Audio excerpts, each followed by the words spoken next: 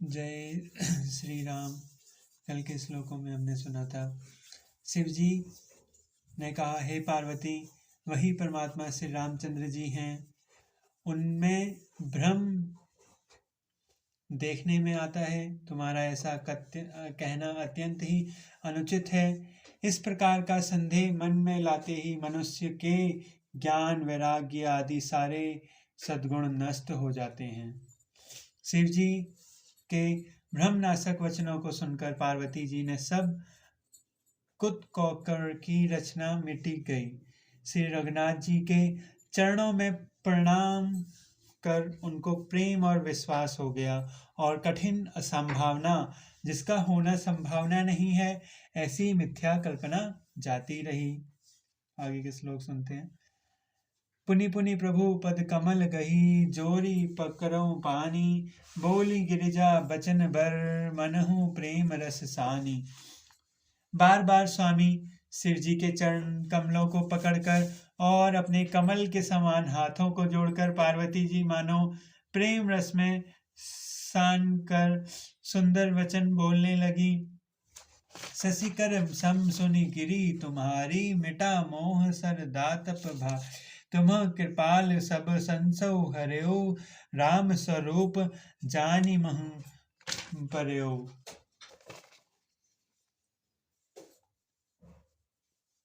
आपकी चंद्रमा की किरणों के समान शीतल वाणी सुनकर मेरा अज्ञान रूपी शरद ऋतु क्वार की धूप भारी ताप में मिट गया है। हे कृपालु, आपने मेरा सब संदेह हर लिया। अब श्री रामचंद्र जी का यथार्थ स्वरूप मेरी समझ में आ गया है। नाथ कृपा अब गयो विषादा, सूखी भयो प्रभु चरण प्रसादा, अब मोहि आपनी किंकरी जानी, यद्यपि सहज जड़ नारी अयानी। हे नाथ, आपकी कृपा से अब मेरा विषाद जाता रहा और आपके चरणों के अनुग्रह से मैं सुखी हो गई हूँ। यद्यपि मैं स्त्री होने के कारण स्वभाव से मूर्ख और ज्ञानहीन हूँ, तो भी आप मुझे अपनी दासी जानकर प्रथम जो मैं पूछई सो कहूँ, जो मैं ओ पर प्रसन्न प्रभु अहु, राम ब्रह्म चिन्मय अविनाशी, सर्व रहित सब उर्बुर सासी। हे प्रभु, यदि आप मुझ पर प्रसन्न हैं तो जो बात मैंने पहले आपसे पूछी थी वह कहिए। यह सत्य है कि श्री रामचंद्र जी ब्रह्म हैं, चिंतमय हैं, ज्ञान स्वरूप हैं, अविनाशी हैं, सबसे रहित और सबके हृदय रूपी नगरी में निवास करने वाले हैं। नाथ धरे नर्तनु के ही हो तू, मोहि समझाओ कहो वृष केतु, उमा बचन सुनि परम विनीता, राम कथा पर प्रीति पुनीता। फिर हे नाथ, उन्होंने मनुष्य का शरीर किस कारण से धारण किया? हे धर्म की ध्वजा धारण करने वाले प्रभु, यह मुझे समझाकर कहिए। पार्वती के अत्यंत नम्र वचन सुनकर और श्री रामचंद्र जी कथा में उनका विशुद्ध प्रेम देखकर हिय हर्षे कामरई तब शंकर सहज सुजान, बहु विधि उमहि प्रशंसी, पुनि बोल कृपा निधान। तब कामदेव के शत्रु स्वाभाविक ही सुजान, कृपा निधान शिव जी मन में बहुत ही हर्षित हुए और बहुत प्रकार से पार्वती की बड़ाई कर कर फिर बोले। सुनु शुभ कथा भवानी, रामचरित मानस विमल, कहा भुसंडी बखानी, सुना बिहग नायक गरुड़। हे पार्वती, निर्मल रामचरित मानस की वह मंगलमयी कथा सुनो, जिससे काकभुसुंडी ने विस्तार से कहा और पक्षियों के राज गरुड़ ने सुना। सो संवाद उदार जही विधि, भा आंगे कहब, सुनहु राम अवतार चरित, परम सुंदर अनग।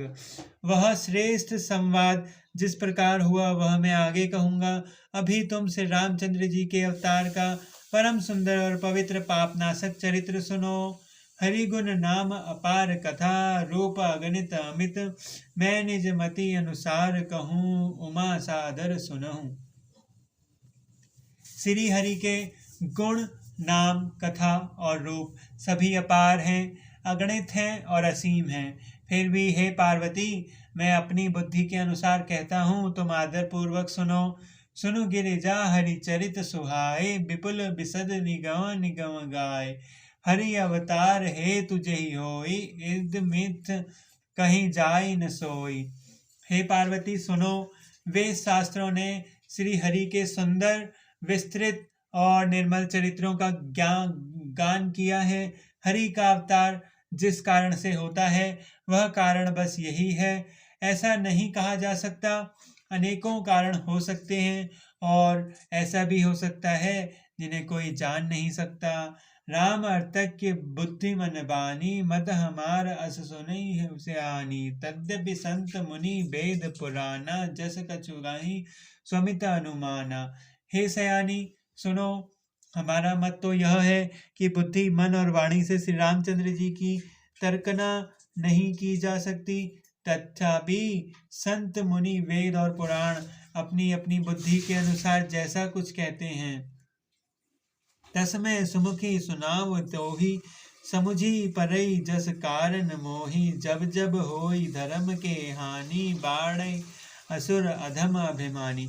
और जैसा कुछ मेरी समझ में आता है, हे सुमुखी, वही कारण है जो मैं तुमको सुनाता हूँ। जब जब धर्म का ह्रास होता है और नीच अभिमानी राक्षस बढ़ जाते हैं, करही अनीति जाय नहीं बरनी, सिद्ध ही विप्र विदेनु सुरधरनी। तब तब प्रभु धर विविध शरीरा, हरहि कृपा नदी सज्जन पीरा।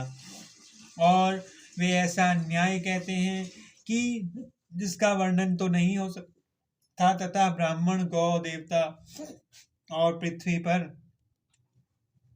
कष्ट पाते हैं। तब तब वे कृपा निधान प्रभु भांति भांति के शरीर धारण कर सज्जनों की पीड़ा हरते हैं। जय श्री